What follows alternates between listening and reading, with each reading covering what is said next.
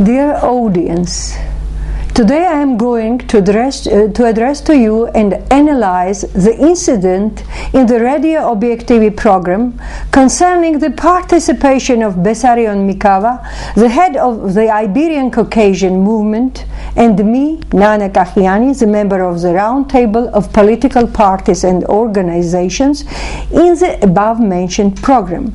This talk show took place on August 26, 2011, the anniversary of the August 26, 2008 event when Georgia was deprived of its oldest native territories of Samachablo and Abkhazeti, according to Putin and the Medvedev resolution, and the so-called South Ossetia and Abkhazeti were recognized as the independent states. Our participation in Radio Obiektivi program has an year-old history. At the beginning, it was only radio broadcasting on FM 108.50. Then it became the talk shows on this radio and were on the website. And recently, it became the radio broadcasting in open ether. The significance and particularity of the history of the creation of this radio is that it also involves the so-called street TV. The project of street TV was destined to attract attention of citizens that would favor to present it to the Human Rights International Organization as the only objective media existing in Georgia. According to the specified rules, the video records made by Obiektivi journalists were regularly sent to the European Human Rights International Organizations in Strasbourg and Brussels, but it should be emphasized that it was done because of the participation of the Round Table of the political parties and organizations. The Round Table, together with its member, was the only organization in Georgia that attracted the people's attention to the program and made it popular. The Street TV project was guided by the journalist Irma Ignashvili. In every inclement weather, the members of the Round Table of political parties and organizations during a year has not missed a single street broadcasting. In short, the success of this project depended on the activity of the Round Table members. Some time later, there arose an idea of the Round Table members' participation in this program. An hour a week. The Round Table was motivated to give true information to the population of Georgia on the events having taken in Georgia during the last 20-year period. Our plan comprised various subjects: politics, human rights, the conditions in the system of legal assistance, prisoners' capital punishment, the deliberate prevalence of diseases, and to put the male prisoners into extremely terrible conditions. That was conducted and is conducted by the Ministry of Probation and Legal Assistance of Georgia and the Ministry of Internal Affairs as well, that implement all kinds of methods for the extraction of information from prisoners. And during pretrial detention, besides our talk shows, comprised the revealing of the criminal activities of the Prosecutor Office and Ministry of Justice. At the same time, to discuss the medical and social security subjects, the economics of Georgia, fiscal, sport, science, education, and cultural fields as well, and the issue of the most vital importance for our country and for the population of Georgia, the military coup in Georgia, which took place in 1991, 92, 93. And then the issue of restoration of the constitutional power de facto and the participation of the press service of the legal government of Georgia. The interest to our talk shows was immense. That is proved by the frequent calls during broadcasting over the radio. But unfortunately, for the last period, the attitude towards the officials, from the officials of Radio Objektivi was absolutely changed, especially concerning the issue that needed to estimate objectively the events having taken place in Georgia. We imply here the objective decisions on the activities of the occupational administration, and besides the widely spread policy carried out in the Orthodox Church of Georgia and the patriarchate that filled the population of Georgia with indignation. It was the fact of turning a blind eye by patriarchate on the crime that was committed against the Orthodox Church of Georgia. Concerning the crime committed against the Orthodox Church, yes.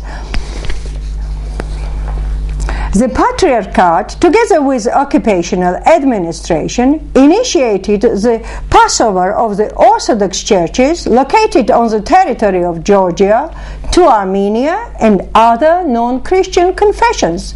The round table of political parties and organizations unveiled the questions that had been recently published in press and electronic mass media, but the revelation intended only just for a distraction of the attention and served to nothing else but to ignore the Constitution of Georgia, to cede the territories of Georgia, to carry out the social and psychological pressure over the citizens of Georgia, selling of the medical institutions, that is the national property of Georgia's population, who are factually condemned to death, to distract attention of the population of Georgia from the vital problems of the country and concentrate their attention on the provocative war that was made according to the 1992 June 24 agreement signed by the head of junta Eduard Shevardnadze, that caused the loss of age-old territories of Georgia. After the war of 2008, August 7, the population of Georgia was driven out from their native territories and they were declared to be the refugees in their own country. I would remind the audience also that the disperse of the rally participants of about 200 people that was done with an unforgivable cruelty and justly was criticized by mass media never be compared with the terrorist acts committed against the rally participants during protesting meetings of 1991-1992 that caused the death of thousands of Georgia's population, demanding the restoration of the legal government of Georgia, and namely the Supreme Council of the Republic of Georgia. The cruel disperse of the rally on 2011, May 26, was necessary for the occupational administration for the distraction of the attention away from the resolution made by the famous political experts and international politologists known as the resolution of Taliavini Commission, saying that it was Saakashvili who instigated and started the war in 2008 August. But unfortunately, the population of Georgia has not yet imposed the responsibility for this crime upon Saakashvili. The current events in Georgia have clearly proved that the occupational administration had bargained with Russia on the issue of driving out Shida Kartli's population from the native land, but the only Georgia, but it was directed only toward the population of Georgian origin, and then their liquidation by leaving them without shelter.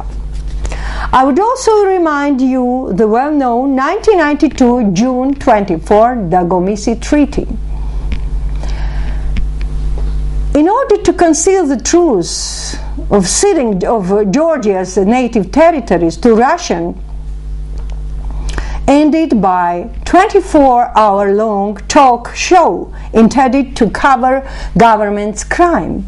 Sharon Stone, having no connection with the film of 5 Days of August, was invited by Saakashvili to Georgia for handing over to her $5 million belonging to the refugees of Georgia. Before her arrival to our country, Sharon Stone met with Vladimir Putin in Moscow. Her visit to the Patriarch Elias II seems still more curious, having undoubtedly a political coloring. By the way, she was presented there with precious gifts.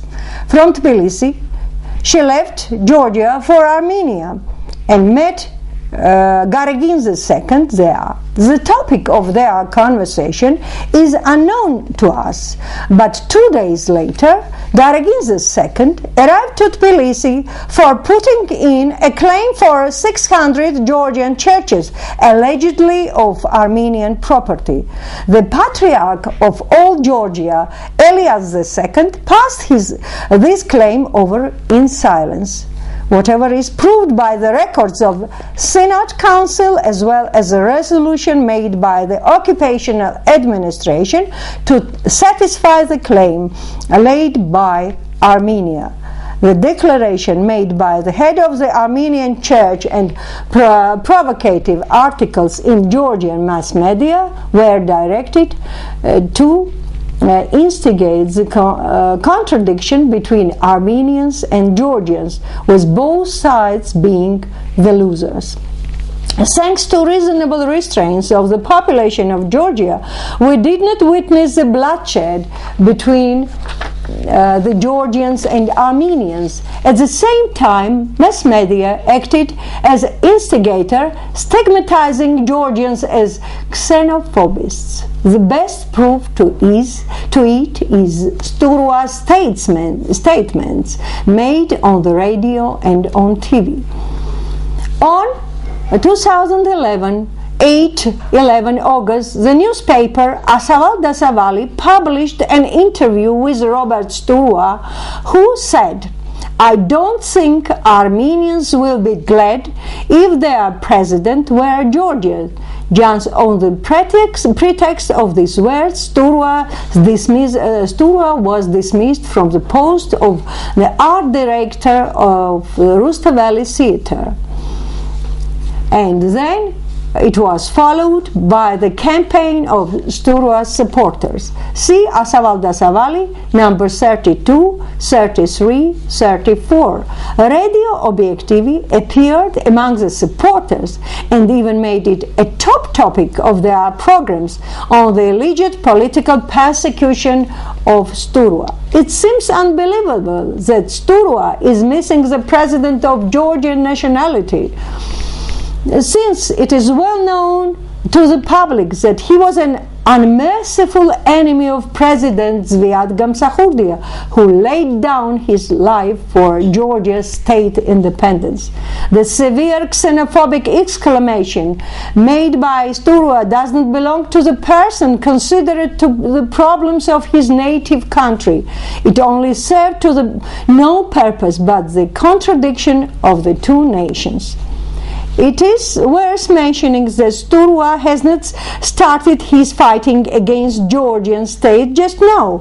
His anti-governmental declarations made already in 1991-92 prepared the favorable conditions for throwing down of the legal government of Georgia. He was fighting side by side with the brothers Rurua, Nika and Jora. Sure, they buy gun and Sturua with his words. The information about them you can find in Jabayos Eliani's book, The Mkhedrioni Leader and the Member of Shevardnadze Military Council, the book, the title was the title Three Dimensions, where the leader of Hedrioni band formation cultivate mentioning these two persons, and brothers Rurua were the members of Hedrioni band formation and had lion's share in Georgia's ruin, while Sturua was one of the Hedrioni ideologists and their supporter. That's why the opposition of Sturua with Nicarurua today seems strange, as it looks like the contradiction between Hedrioni band formation and it's one of the ideologists 20 years later.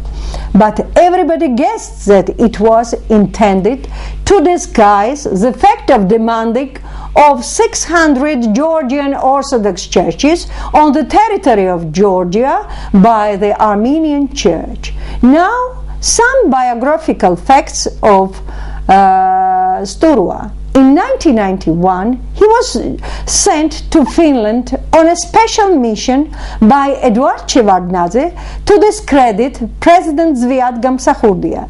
In his interviews, Sturua told the Finnish journalists about the dictatorship of Zviad Gamsahurdia and mentioned Georgians as his slaves, and at the same time introduced himself as a persecuted theater director.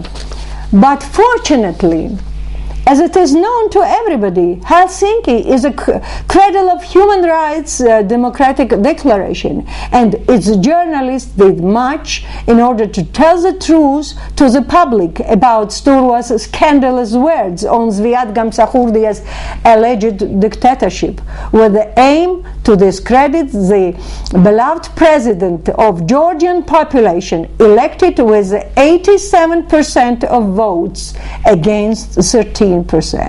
Those Finnish journalists were Heino Rantala, the author of the article known as The Long Arm of Russia Punishes Georgia, and Aila Nimakipo, who published the articles unveiling the real purpose of Sturua's visit in Finland.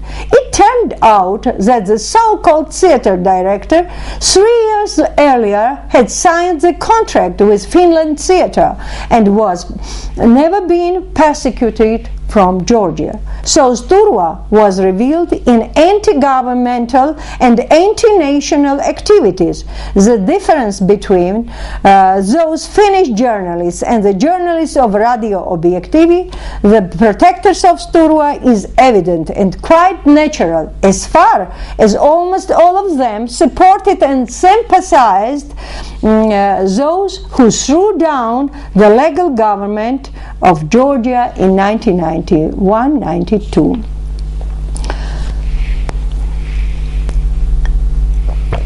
The other most significant, momentous event in Sturua's life was his decision to stage the night in the Panther skin by Shota Rustaveli. After Shota Rustaveli, the great medieval philosopher and poet, translated in many languages of the world.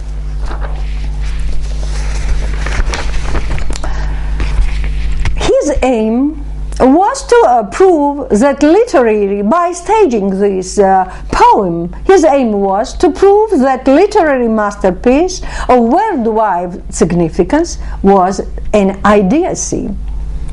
Now, let me please read to you an extract or an interview given to in 2003 to the newspaper Ozda Otrisati by Robert Sturua, where he said, "In my childhood, my father used to read the poem The Night in the Panther Skin. Though I did not guess anything, but though I knew the plot, I didn't get anything. I studied in Russian school, and that's why I had an inferiority complex. Later, when I read it in Georgian, to say the truth, it was still very difficult for me to understand this poem. Once, when I left for abroad, I took this book with me.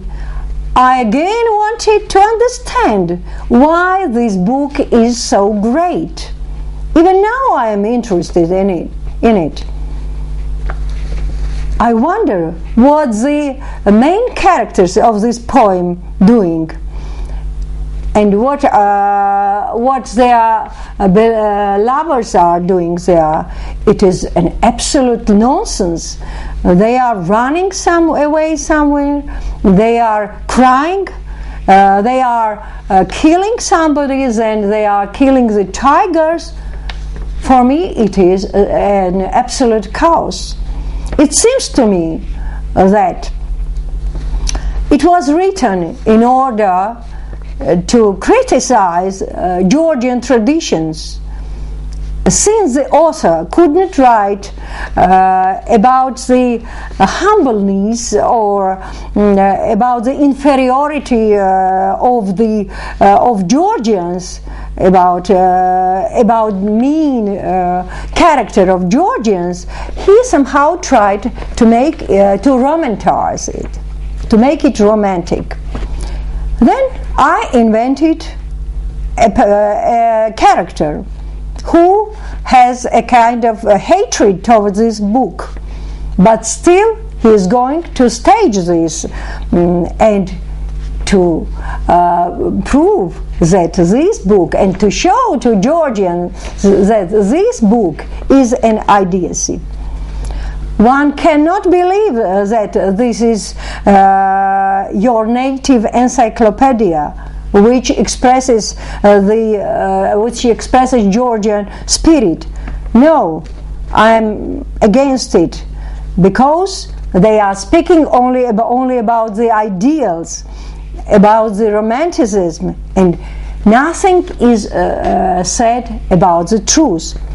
The character who is a cynic, but at the same time he is a scientist, is worried why this book is considered to be the top of poetry and philosophic thinking, and why is it is a masterpiece. At the beginning of the stage, this main character is standing on the stage with this book in his hand and saying, "Is it Georgian spirit?" And then he throws this book away, and any audience and spectators is shocked. But he continues.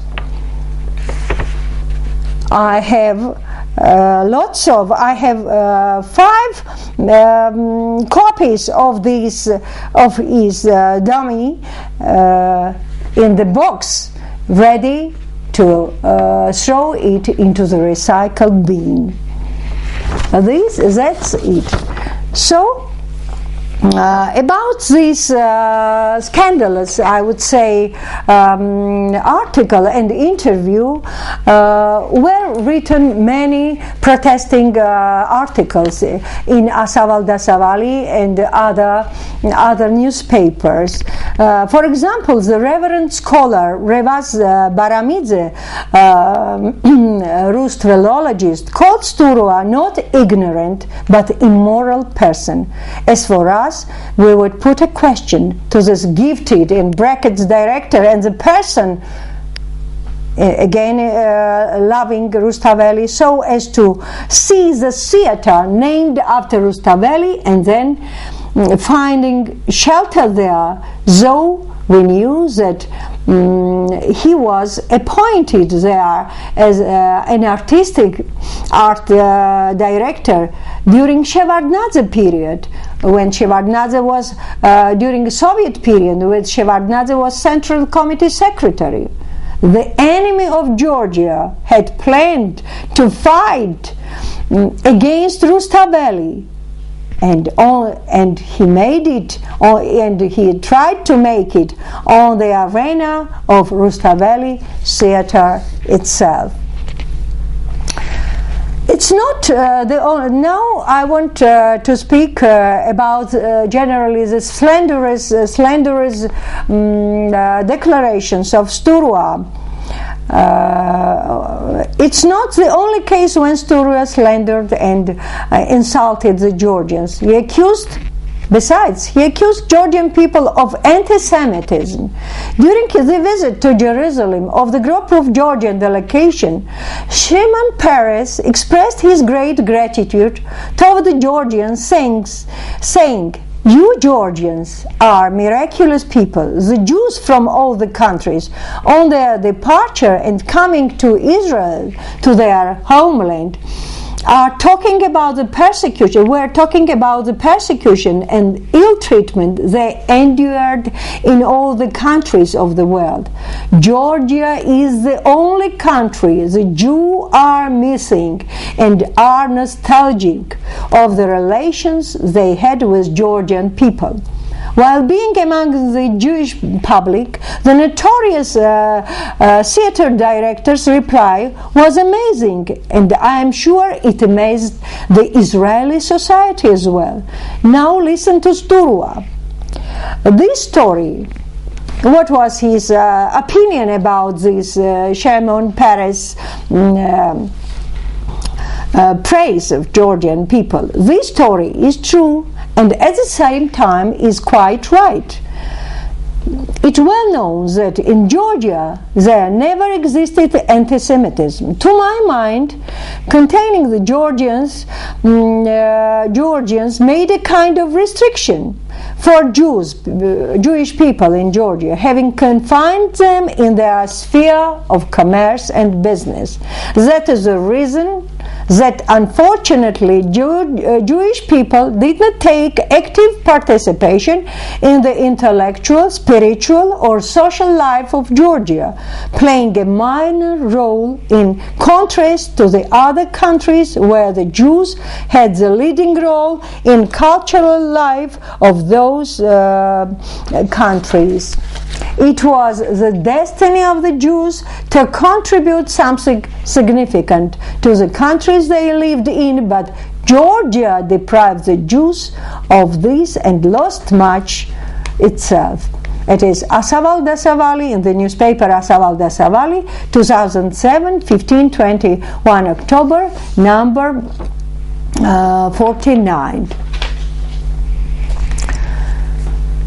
If the accusation of Georgian people is the only Sturua's idea, then he will have to apologize before Georgian people who showed an unprecedented relation of living together with Jewish people that records 26 centuries of living there in Georgia. The aim of our participation in Radio Objektivi talk show was to explain the objective reality to the public, to the listener, that has been tabooed for a long time.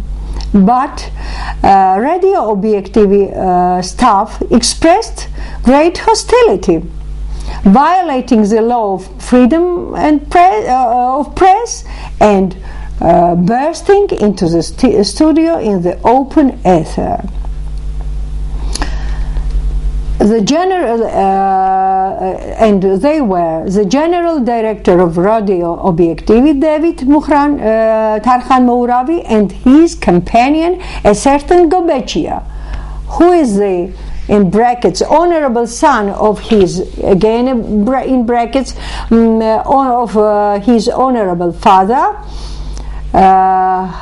in inverted commas, excuse me, that kind of attack is quite habitual to him. Those who are interested in this person may see the information on Tvali and My Video G websites, when you can find his father, Cesar Gobegia's inverted commas, heroic deeds, terrorist acts committed towards the population of Migrelia in the program of the latest history of Georgia, led by Manana Archvadze Gamsakhurdia.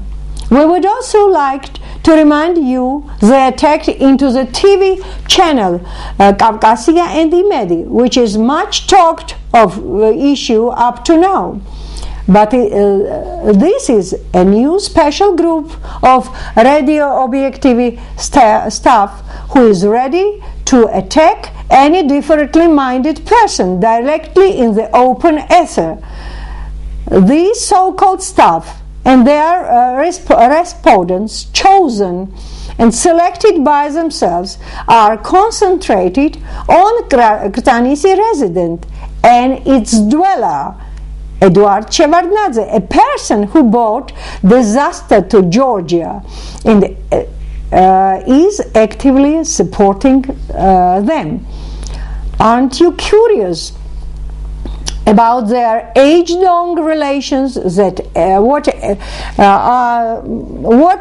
these age-long relations are aimed at?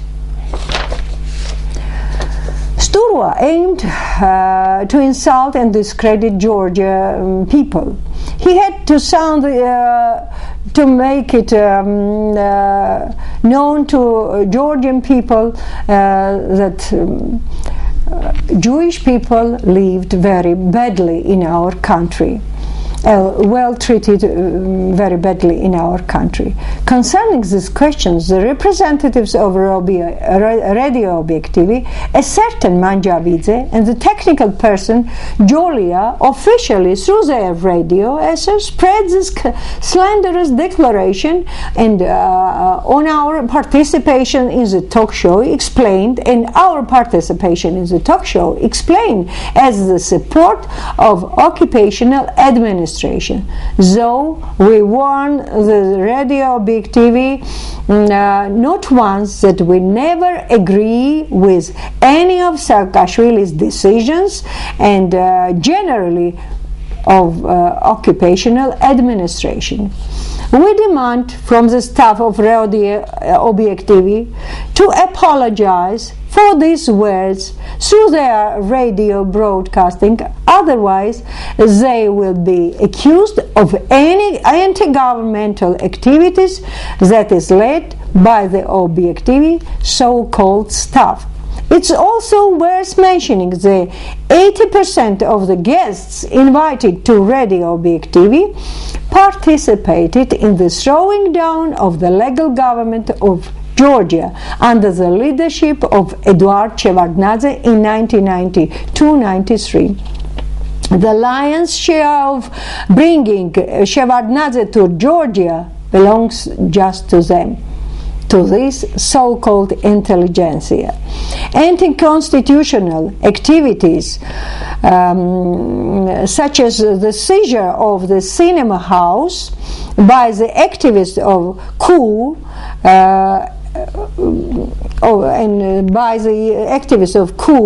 the film director Eldar Shengelai is the place, this cinema house, where this Radio Objektivi resides today.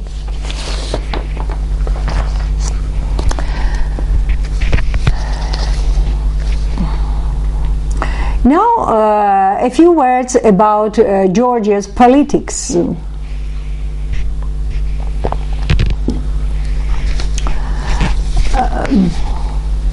Today's occupational administration, together with Shevardnadze, want to follow the Azerbaijan policy. And what is this Azerbaijan policy? Is that in Azerbaijan, Haydar Aliyev was replaced by Ilham Aliyev, and now they wish to replace Eduard Shevardnadze by his son Pata Shevardnadze. Just with the help, with their help, was founded this Radio Objektivi. They paid for for radio objectivity and for their broadcasting through satellite all over the world, and all kinds of travelings abroad of radio objectivity stuff. Unfortunately, they measure others' corn by one's bushel, but will remind them of that the legal president of Azerbaijan, Abulfaz Elchibey, was thrown down in the result of coup by the USSR Politburo member Haidar Aliyev, and then his successor, his son, got the power by the support of so-called politicians and other protectors. Radio objectivity, inverted commas, recognized as the springboard of democracy, reminds us more of Gorbachev perestroika period, when the situation changed in the country only by word but not deed. The radio objectivity is the blog post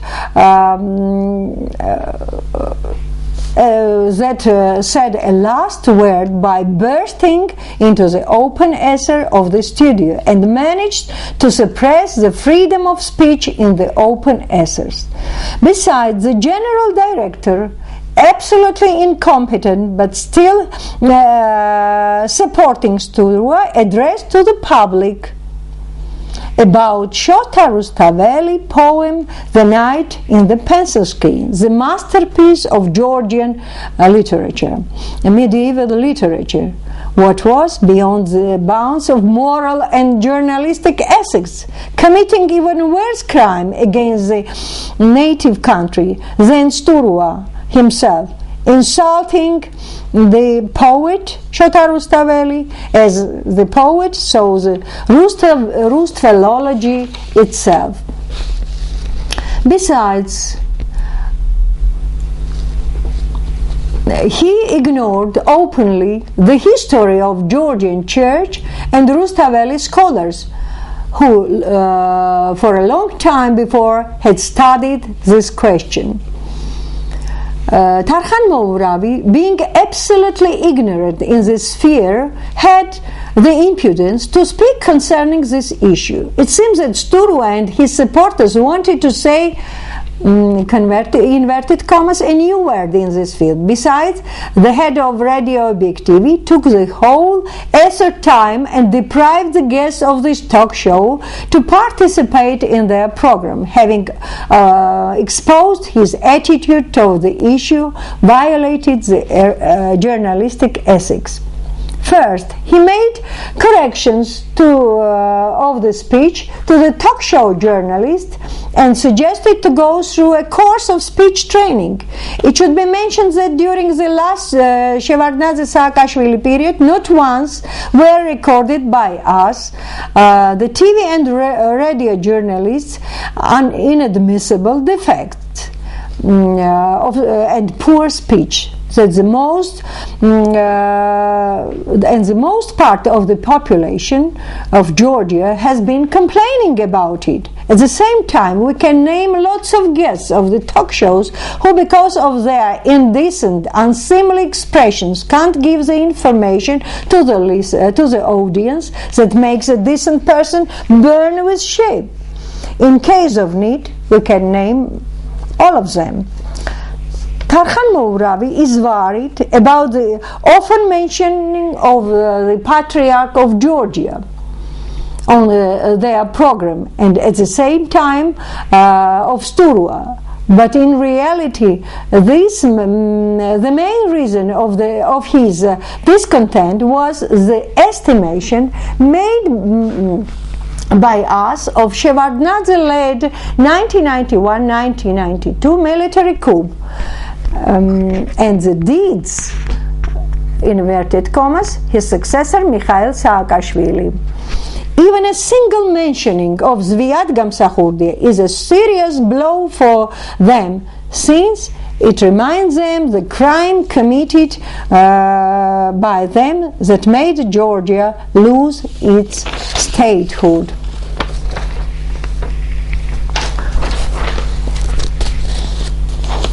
According to the informational sources,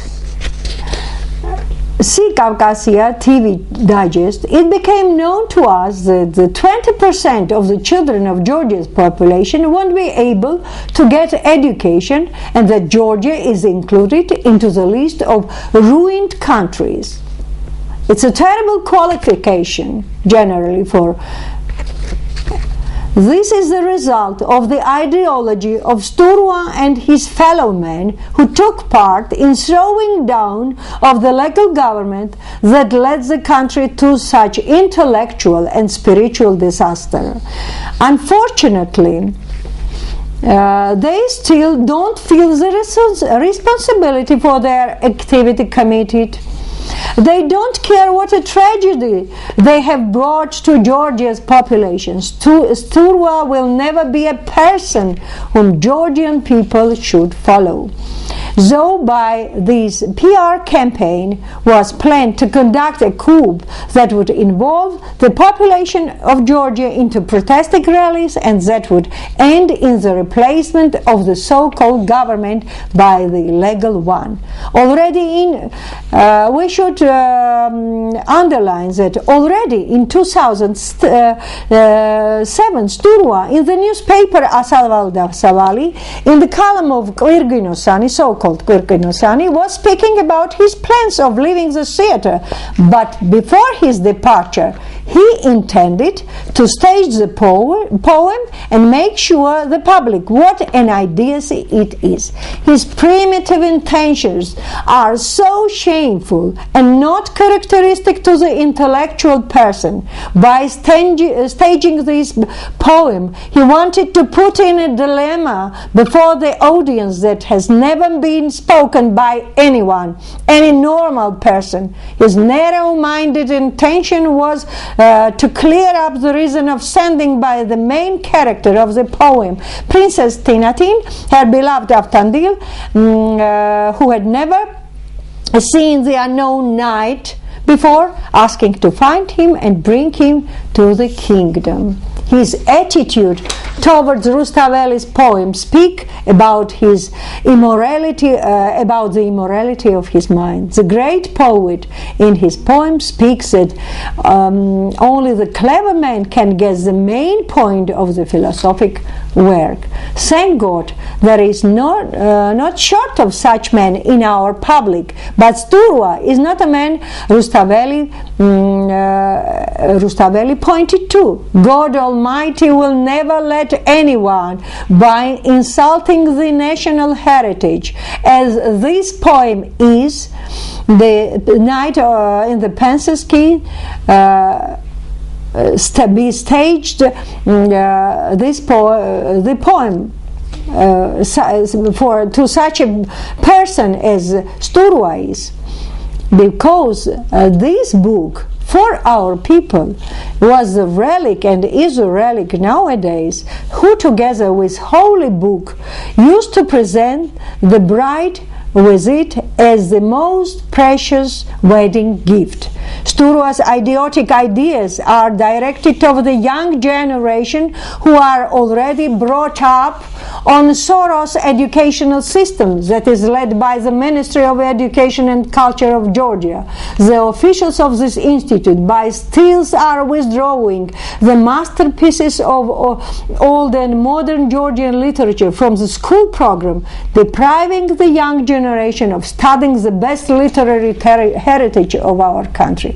Today, all the so-called opposition forces are unveiled, and Sturwa is among them, whose image is beyond criticism.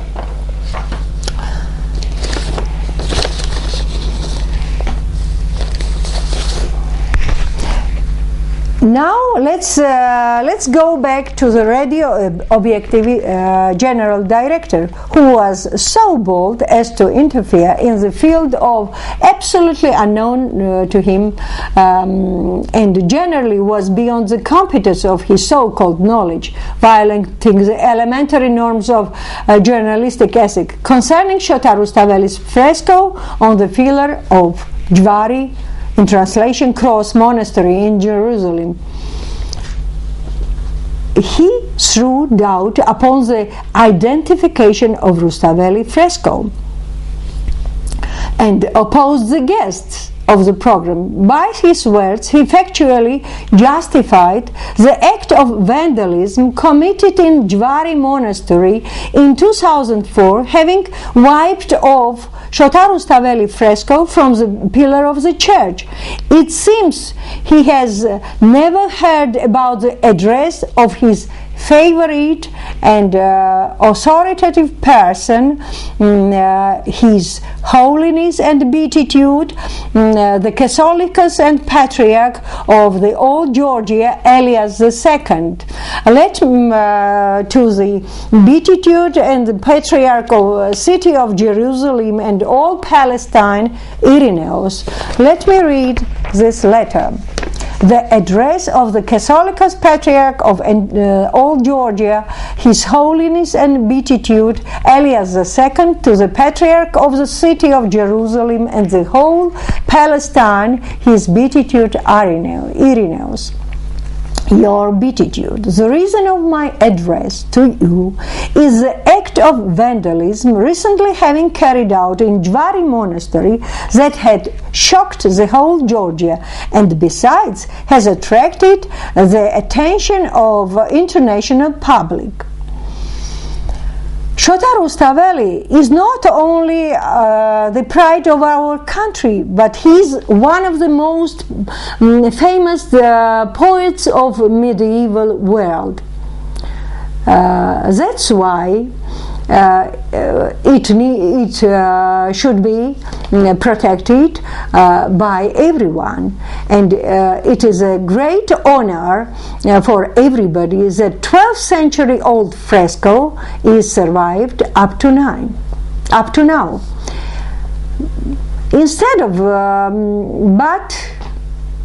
Instead of recognition by the Father Superior, the heaviness of the act of the monastery, the heaviness of the act, he makes an awkward excuses that makes the situation even worse. Unfortunately, the Patriarchate of Jerusalem is not in favorable condition concerning the other facts taken place in this very monastery. In this historically Georgian cloister, deliberately during many years has been wiped off the frescoes and then they were sold abroad. It's considered, some of them are considered to be lost. They keep in secret the offerings made by Georgians to this monastery. We were obliged, with the help of these sponsors, to buy in Europe the part of the frescoes taken from Jvari Monastery, prepared for selling, which will be returned to its initial place after having favorable conditions for that.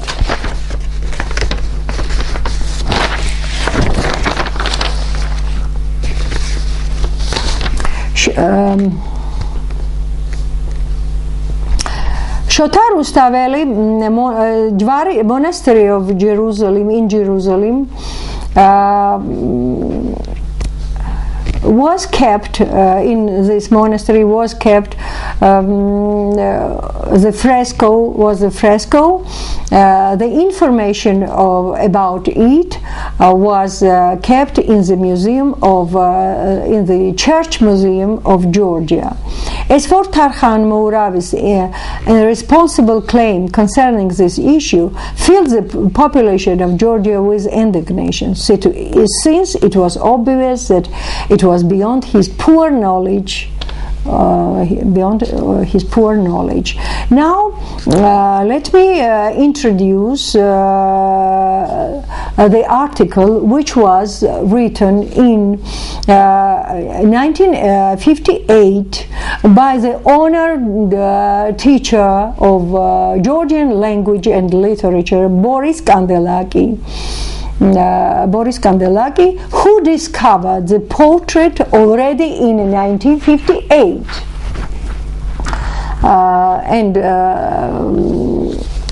was discovered the portrait of historical personalities: Shota Rustaveli, Peter the Iberian, the great philosopher, Georgian philosopher, and others.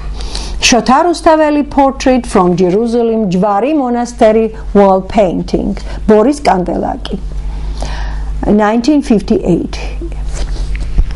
It is well known that Shota Rustaveli widely spread portrait was made from the 17th century manuscript of the Night of the Panther screen. Princess Tekla had she was a widow of Vakhtang Orbeliani, oldest manuscript of this poem, The Night of the Panther screen, where at the beginning of the poem was painted the portrait of Rustaveli. Scholars, Platon Ioseliani, Professor Platon Ioseliani, showed this portrait to the vice-regent of the Caucasus, Vorontsov, and as for the later, he gave portrait to the French traveler Flyer to print it. This picture was painted in Gagarin album in French, fascinating in French journal Fascinating Caucasus. The original of this portrait from that time on had disappeared, but later, as it turned out, it was brought from Paris and returned to the noble family of Orbelianis. Rustaveli in this portrait is in Persian clothes, and he is sitting with his poem on his knees and reading it. The portrait is in different colors, painted in different colors. In 1929, says Boris Kandelaki, the author of this article, the former manager of Orbeliani, whose Orbeliani family, Kazarov, was found to sell the above-mentioned portrait to foreigners, but thanks to the measures taken at the time, the portrait was saved and was brought to Tbilisi. First was placed in Tbilisi University bookstore, and then it was taken and it is kept in the Museum of Art up to now. In 1927, the Rus philologist Sargis Kakabadze, the exact color of colored copy of the picture printed in The Night of the Screen, edited by him. In the same edition, page 146, was included the poem's 1646 manuscript and Shota Rustaveli portrait painted by Mamuka Tavakarashvili, where the poet is dressed in the 17th century clothes. That's why this portrait can't be considered to be just and precise. Shota Rustaveli's third portrait was painted in Jerusalem, Jvari Monastery, the monastery of Georgian monastery. The copy of this portrait during my observation of the manuscript with other historical, together with other historical personalities, were painted on the walls of Jvari monastery. According to the oral tradition, Rustaveli, at the dusk of his life, left for Jerusalem and consecrated as a monk in Georgian Jvari monastery. He took with him his property and sacrificed it to the monastery, while reconstructing the church on one of the pillars, according to the rule, was painted Shota Rustaveli's portrait. The Archbishop Timothy, Georgian Archbishop Timothy of the 18th century, in his description while traveling to Jerusalem, retells about Shota Rustaveli portrait having been painted on one of the pillars of the church. This manuscript is kept in the Institute of the Academy of Manuscript of the Academy of Sciences of Georgian SSR. The same piece of news is confirmed confirmed the first Georgian academician, Prince Teimuraz, in his letter, where he in his letter in 1833 wrote to Paris to the academician Marie Brosset. Prince Teimuraz wrote as follows: Rustavi was a town known as Bostan city. Its surname was Nagebi. Our kings had their palace there. Shota left Rustavi for Jerusalem and went to Jvari monastery, where there is his portrait. In 1883, Professor Alexander Tsagareli left for Jerusalem. The newspaper of the same year, Droeba, wrote, the Lord Tsagareli has seen the portrait of Shota Rustaveli. He even copied it and took it with him to Georgia. But this news is not just. As the above mentioned Rustvelologist Sarkis Kagabadze told me in his conversation with Alexander Tsagareli, the above mentioned person hadn't copied this fresco. Later on, Professor Tsagareli published Nicholas Chubinashvili's text on the description of the wall painting of Jvari monastery and the inscription on the icons. So in 1901, when Nico Mar arrived to Jerusalem, he found Jvari monastery walls whitewashed, and it's clear that the portrait could not be seen there. That the wall painting of Shota Rustaveli's portrait was considered to be lost. Now we have found out its copy. Now, in the Institute of Manuscript of the Academy of Sciences of Georgian SSR, previously it was the Department of Manuscript of the State Museum, in the collection of church manuscript relics is kept the volume of Georgian manuscript with the appendix of 17 portraits painted in black color. On the page 162 in the copy of is the copy of Shota Rustaveli portrait from the Jvari monastery portrait.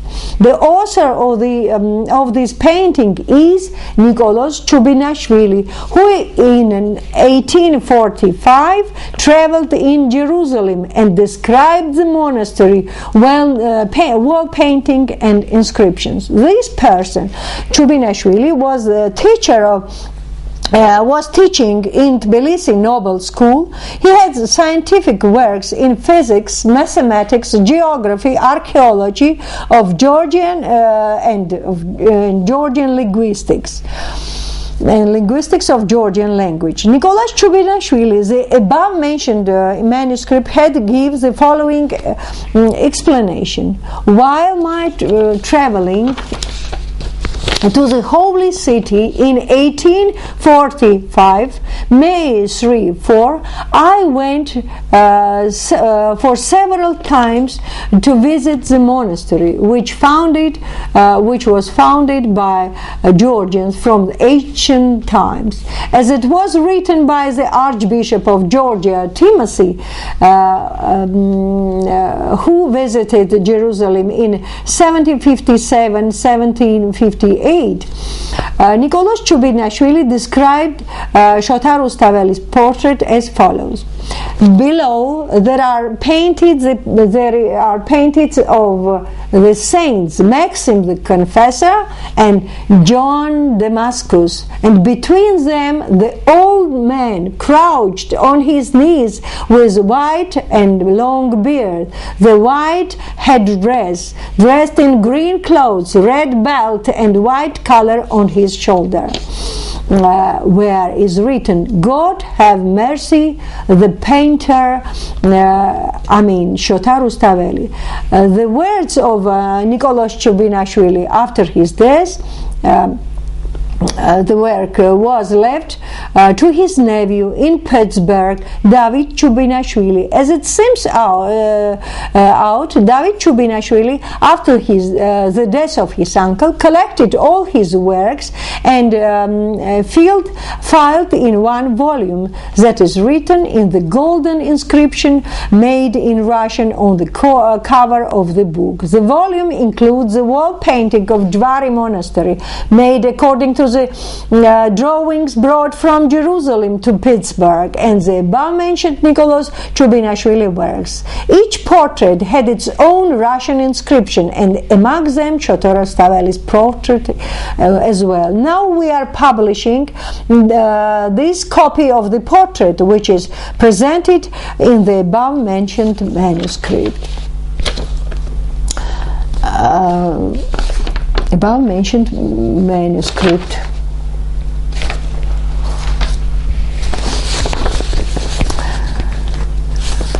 Just on the basis of this 1958 discovery of Shota Rustaveli portrait by Boris Kandelaki, in 1960 the group of great scholars of Georgian linguistics school, Georgi Tsereteli and Akaki Shanidze, accompanied by Irakli Abashidze, left Georgia for Jerusalem. That confirmed this supposition of the existence of Rustaveli's portrait on the wall painting of Dvary Monastery. The portrait appeared just on the pillar as the scientist and the honor teacher predicted and had discovered in the archive of the Institute of Manuscripts of Georgia, according to the painting of Nicholas Chubinashvili.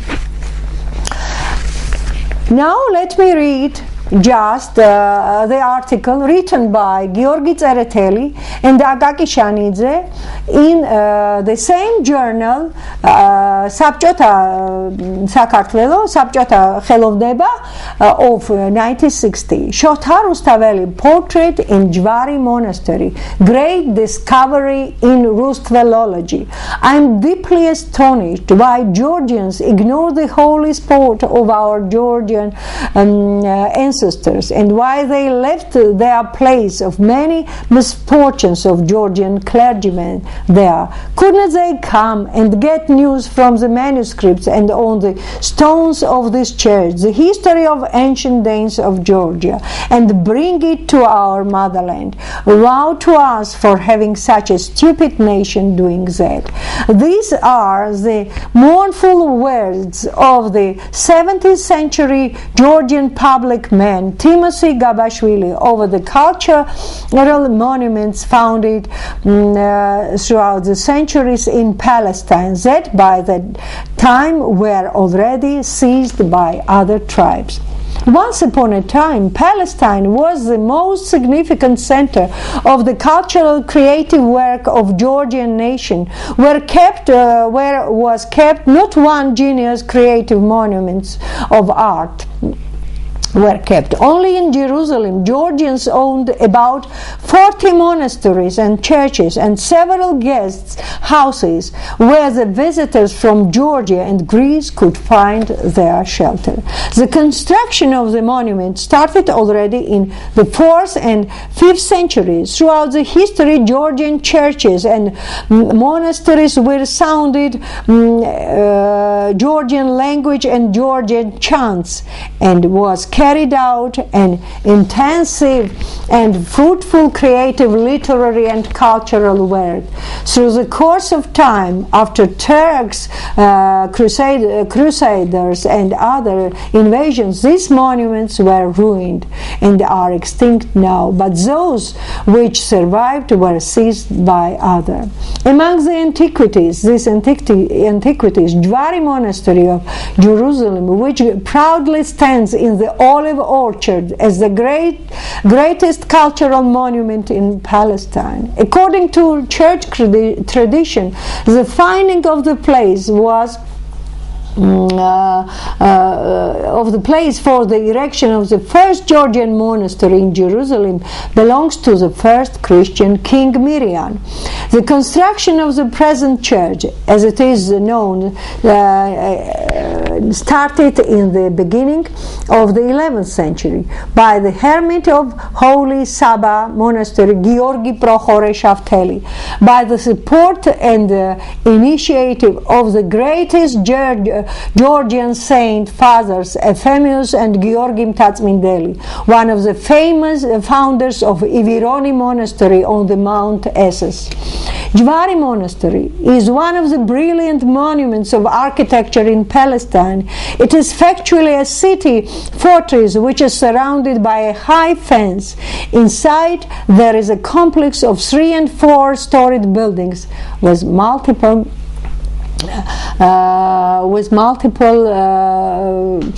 guest houses. The number reached to 270. Once the monastery was covered with wall painting. According to the description of the 18th and 19th century travelers, on the walls of Jvari monastery were depicted the frescoes of Georgian kings Miriam, Vahtan Gorgasali and Bagrat Kuropalati, the great Georgian philosopher Peter the Iberian, later the Archbishop of Gaza, of the constructor of this monastery, Georgi Prohore Rustaveli of the 11th century, the famous fathers and authorities, Ephemius and Georgi from Mount Esses, philosophers Ioanne Cimcimeli, Shota Rustaveli, the Odishi Prince Leon II Dadiani, his wife and successor, Kartli Princess Mariam, and many other Georgian public men, writers and poets who participated in the construction of this monastery, in its protection or any activity made for the florescence of this church. Now the main part of the frescoes are ruined. In comparison to the rest part of the monument, the altar and some pillars are still survived, and there is a wall painting. In the previous time, monastery was painted with Georgian inscriptions. Now only the small part of these inscriptions are left on the walls of the monastery. It is covered with thick dark green oil paint layer. The new patrons, the dwellers of this monastery, wiped off almost all the inscriptions and made Greek one instead. Now one can hardly distinguish Georgian letters on the walls. Jerusalem Jvari Monastery once was the most famous church in the Near East, side by side with Christ Tombstone, Resurrection Church, the Saint Sabbath Church. It was considered to be one of the holy spots. According to the traditions, this was the very spot where grew the tree out of which was made the cross where Christ was crucified. To travel to Jvari Monastery was a divine act not only for Georgians but for all the people of the whole Christian world. These people were making great offerings to this monastery, gold and silver and precious things, villages and estates for ploughing and sowing, as in Palestine, so in Georgia. The outstanding Georgian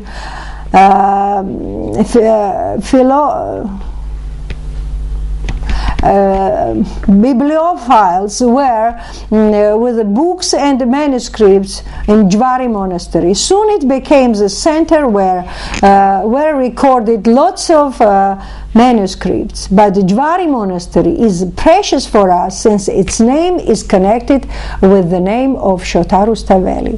Even from Timothy Gabashvili's traveling was known Shota Rustaveli's portrait was painted on the wall of the church. This Then in 1883, Professor Alexander Tsagareli, while visiting Jvari Monastery, saw the portrait, but unfortunately did not paint it. He printed only the inscription, the text under the portrait itself. Several years later, in 1845, the portrait was seen and painted by Nicolas Chubinashvili, as we have already told you from Boris Kandelaki's article. According to his drawings, and oral explanation was made one Pittsburgh the painter from Pittsburgh painted this portrait. According to the description, Shota Rustaveli, according to this description, was made Shota Rustaveli statue by the sculptor Tarkhnishvili. The same portrait was found by Boris Kandelaki and in 1958 published in the journal Sabchota Sakartvelo, which we have already read. Thus, the existence of this portrait in Jvari Monastery up to now, nobody knew and nobody published yet.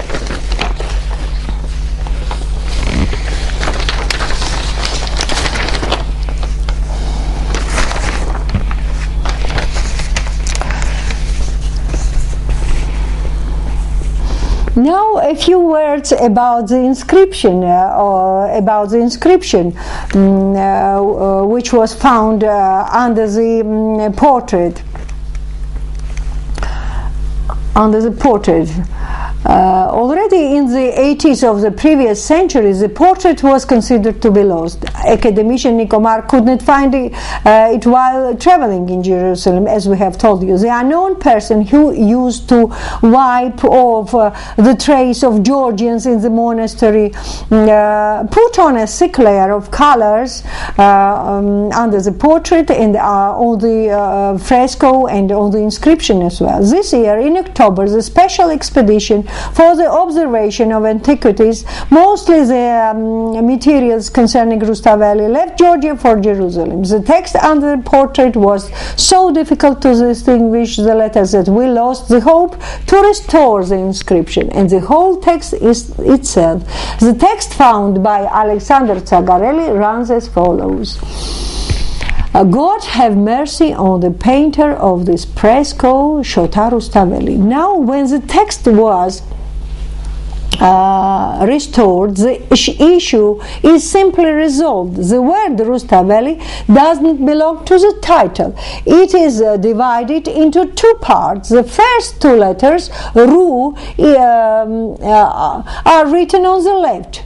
On the left, and on the right, near the headdress, are in two columns. The rest of the letters, Staveli. It is done in the same way as it is peculiar to other inscriptions on the icons. The same is done with the inscription of Ephemius and Georgim Tatsmindeli frescoes. Thus, it is no doubt that the person painted on the wall of the pillar is a portrait of Shota Rustaveli, which has the inscription of Rustaveli. And again, God have mercy upon the painter of Rustaveli. The author of the article are academician Akaki Shanidze and academician Georgi Tsereteli. Now we want to speak again about to speak again about Sturua and about his supporters. We are very much interested that when these people and the director of the Radio Big TV is so eagerly speaking about supporting of Sturua, and at the same time who insulted Shota Rustaveli, we want to ask several questions, to put several questions to them.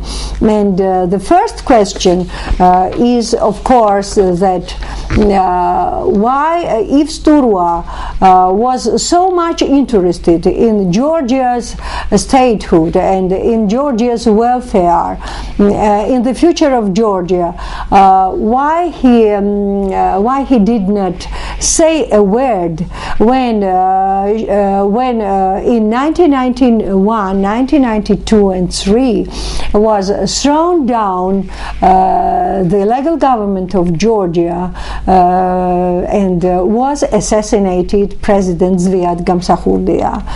This is the first question. Then the second, when the junta leader sent military force and was brought to Georgia, Eduard Shevardnadze. When the junta leader sent military forces to Abkhazeti and involved Georgia into war, in the result of which we ceded the territory of Abkhazeti and were killed thousands of the population, the young generation of Georgia, and more than 350 refugees had to leave the native country.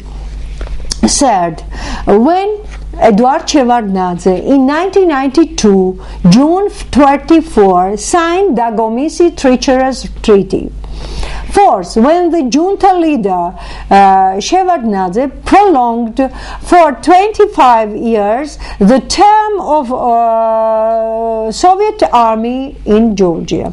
Fifth, when Eduard Shevardnadze and the alleged parliament chairman Nino Burjanadze had signed the so-called now variant on the basis of which they refused from its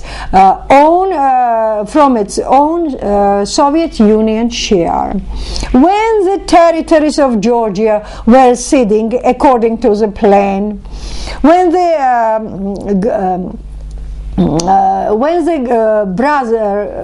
brothers Gurov from America were demanding the cultural heritage of Georgia, the golden fund of Georgia's art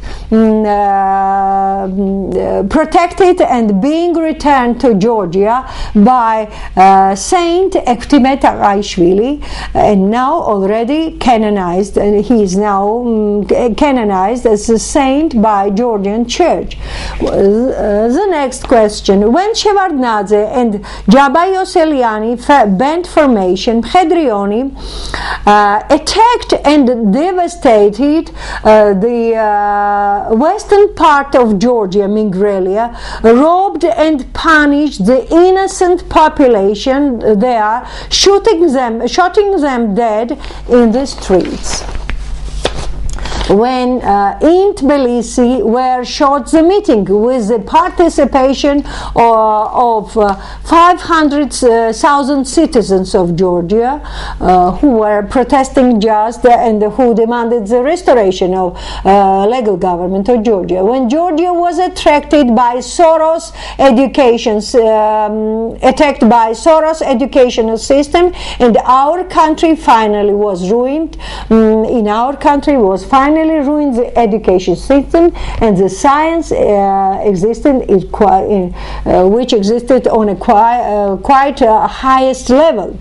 When the Patriarchate of Georgia at the Synod Council, according to the agreement tried to deprive the Georgian Orthodox Church of the status of state religion and made it equal to all kinds of heresy. We consider that Sturwa and his accomplices, raw intelligentsia, brought Georgia such a disaster that today Georgia has no independent mass media that would objectively and truly inform the population of Georgia on everyday events taking place in the country. Shevardnadze Saakashvili conducted mass media is absorbing Georgian population into a maelstrom net of lies. We demand categorically from the officials of the Radio or Big TV, which violated not only the law on press freedom but elementary human rights on the expression of one's own opinion on the events in Georgia that was conducted by the head of the Radio Big TV, Tarkhan Mouravi, and on the 26th of August 2011 at 15 p.m. while the guests of this program were in the open ether, they should apologize as before the guests of the program, so before the audience in Georgia and abroad as well. Nanak Ahiani, September 15, 2011. Thank you for your attention.